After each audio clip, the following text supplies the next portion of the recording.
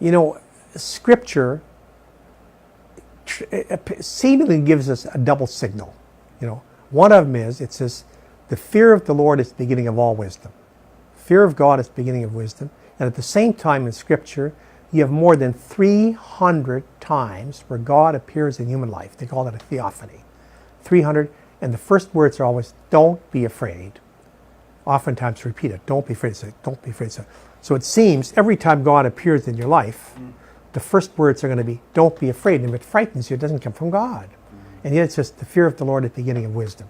It's only a seeming contradiction, you know. See, or when they say fear of the Lord, it's a different kind of fear they're talking about. They're talking about what I call love's fear. You know, if you fall in love with somebody, it's going to bring certain fear and reticence in your life in this sense. Not so much that you're scared they're going to punish you or whatever.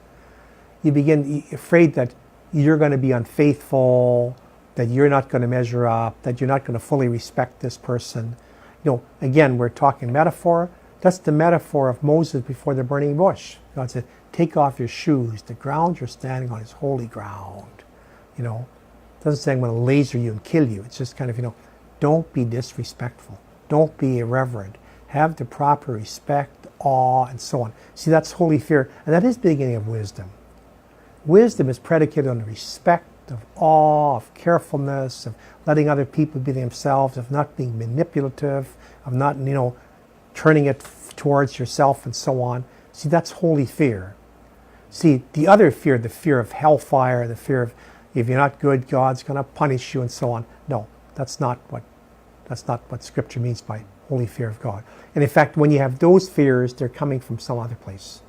They're coming from anything from a wounded psyche to a bad superego, to quote Freud, to the evil one, to quote the evangelicals. You know, see, stuff that scares you inside of your boots, that doesn't come from God. That's not the way. God enters your life, the first words are always, don't be afraid. Okay? Don't be afraid, you know. God doesn't frighten you. When you feel afraid, what should we do? Don't treat it religiously. You know, remember at the beginning of our conversation, I talked about the power of God, and that God comes into our life like the baby. Remember, babies don't intimidate anybody. See, God doesn't frighten you. You know, babies don't frighten you. You know. And yet, yet you have to you know, act with respect and intimidate, you know, and so on. See, so people always say, why don't we preach hellfire anymore? You know why we don't preach it anymore? Because it's wrong. It's just wrong. You don't scare people into church. You don't scare people into a loving relationship. You invite them in. You know, you attract them in. You know, God attracts. Remember, I said God is goodness, truth, and beauty. Not attracting with shiny objects, clever marketing campaigns, but attracting with goodness, truth, and beauty. Those things aren't clever. They're not shining objects. They're deep, and our hearts are made to recognize them. And this is good. This is true. This is beautiful. They're godly, and so.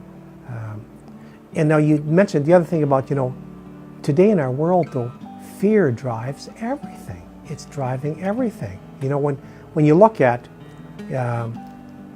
see what's happening in the whole world. So I begin with the Islamic world. You know, ISIS, Al-Qaeda, they're doing everything by fear. You know, but if you look at what's driving elections in the Western world, from America through Brexit, through Spain right now, you know, it's all fear-based. Fear. And then we'll protect you. Put us in. We're going to protect you. I guess then. Yeah. Or say there's going to be a huge gun debate now after Las Vegas, but people are going to say we need those guns. We got to protect ourselves. See, that's fear-based. It's fear-based. Not trying to get on one way or the other on the gun control issue. I'm a Canadian, but notice how much on both sides is to do with fear. Fear drives our world. It's driving Christians. It's driving everybody. You know. What is our big problem with refugees? Fear. Fear from everything. They're going to take our jobs, or they might be terrorists, or they might... Notice, every one of them is fear-based. You know, well, what if they take our jobs? What if there's terrorists among them? What about this and so on? You know, well, I could quote Scripture, and Jesus says, welcome the refugee. All of Scripture says, welcome the stranger, welcome the refugee. But we're afraid. That was metaphoric. Well, no, I don't think that's metaphorical.